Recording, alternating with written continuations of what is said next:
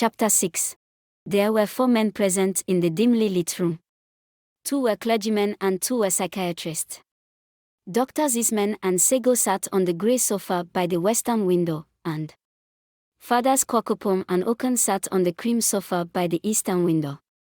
It was neither Saturday nor Sunday, for it was midnight.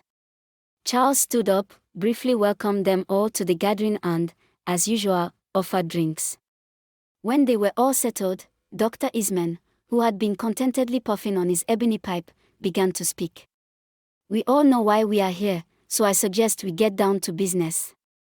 Mary's life has for some months now been endangered by, for the most part, inexplicable events. Charles here and I have stretched psychiatry to its limits and, for the first time ever, we are forced to conclude that this is no longer a case for traditional psychiatric attention." Father Quarcoopome lowered his head, his brow contorted. "We must face the truth," Dr. Eastman continued. "I am fully convinced now that the cure lies in an ancient Christian rite termed exorcism. Indeed, that very rite appears to me to take up where psychiatry leaves off. It must now be used to save Mary before it is too late. It is for this reason that we have discreetly placed Mary here in Charles' house in the care of a specially trained nurse, and in the specially prepared, self-contained room we have provided with the necessary equipment from the hospital for her care and safety. Now, since Father Oken here is an acclaimed exorcist, let us hear his opinion of Mary." Having concluded his speech, Dr. Eastman sat back, once more puffing at his pipe. Noiselessly Father Oken cleared his throat and began, "To determine whether or not a person is possessed, one must follow scrupulously the line of thought as is unequivocally stated in the ancient Ritual Romanum. Firstly, the exorcist, or evil spirit remover, must have exhausted all possible medical and psychiatric explanations and assistance. Secondly, the subject, or patient, and he nodded deferentially to the 2 doctors, must also display new and extraordinary character traits, such as Mary's desire to suck blood, or her vomiting of a yellowish substance hitherto unknown to her, or anyone else's, constitution. Thirdly, the subject must have very intimate and first-hand information about events which he cannot possibly, in normal terms, have been acquainted with. 2 Sundays ago, Mary described scenes at the OSU castle on the day of the fall of Krumah. We know for certain that such details as she gave are not to be found in the history books, and that Mary, who was only a small child at the time, was staying with relatives of her mother 400 miles away. Next, the subject must suddenly gain immense energy when the attack comes on. It is accepted knowledge to us all now that Mary has such strength. She breaks anything which gets in her way with an unbelievable strength." He paused, glanced at each of the others in turn, found them tense, almost frozen in their attention to his words, and so resumed his monologue. "Finally, and as far as we know this may be peculiar to Mary, she has a total knowledge of the chants, incantations, invocations, fetish dances and the use of herbs as used by the GA fetish priest. This, on its own, beats psychiatry since she has spent all her life either in a church house or in missionary boarding schools. This particular waywardness convinces me that Mary is truly in need of exorcism, and thus permission has been granted from my church." He almost whispered the last few words, thus adding to the atmosphere of otherworldliness already present in the dim room. "Save your souls, I am galloping away to the devil," Mary shouted from her room at the back of the bungalow, and there followed a trouncing, galloping sound. Charles started up to go to help her, but Father Oken restrained him. "Not now," he told Charles. "You can do nothing for her that way now. We are here to find a cure once and for all. No harm can come to her there at the moment. Let's get on with our business." Charles reluctantly sat down. The priest turned once again to address the whole group. "I have at last been able to find and read the interviews with Dr. Michael Ramsey, the Archbishop of Canterbury who, although he showed a typical Anglican reserve in discussing the devil, did not dismiss its reality. He said, and I quote, There are forces of evil and of a supernatural kind that sometimes get hold of people, and the Pope's own official exorcist, Monsignor Luigi Navarrese, confirmed in Time magazine that he has performed exorcisms successfully 60 times in his 27 years as exorcist appointed by the Pope.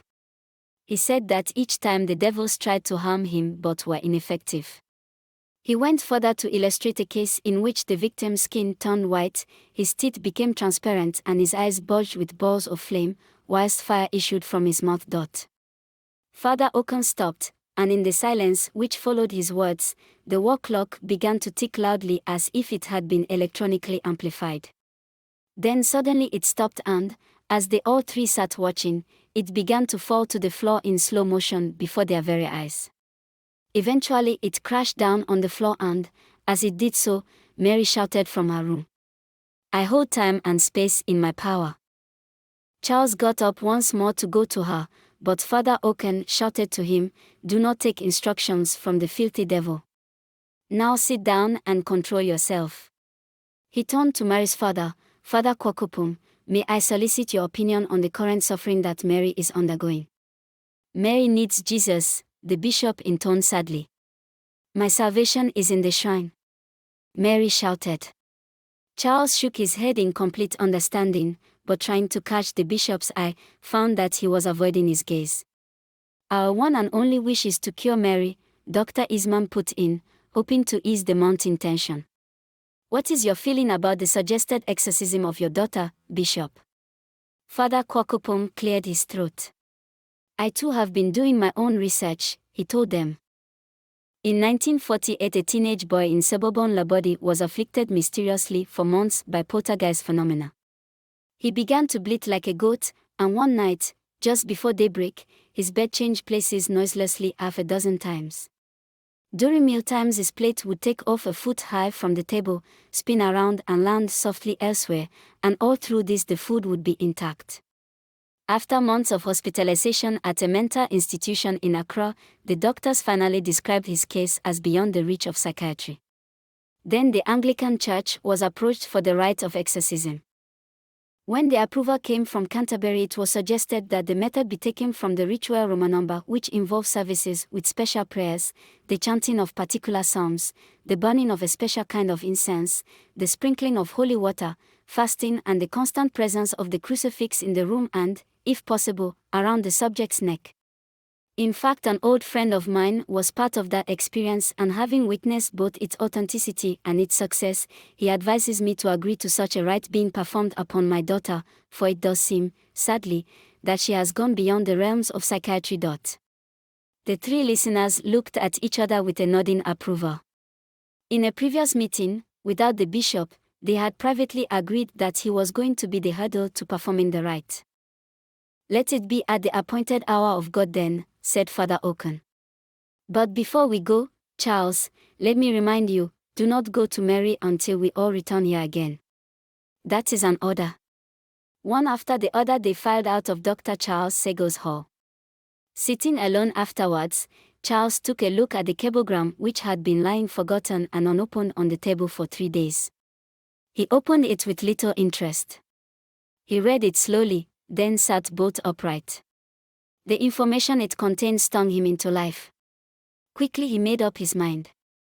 "Mary," he shouted towards her room. "Talk, Charles. I am going out, but I will be back soon." "To the post office, I believe. The cable office is open all night."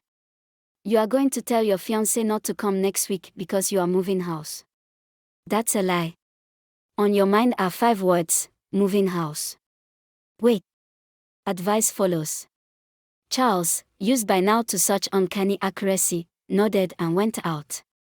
Once he had arranged the cable to his fiancée, his mind would be free to travel in other directions.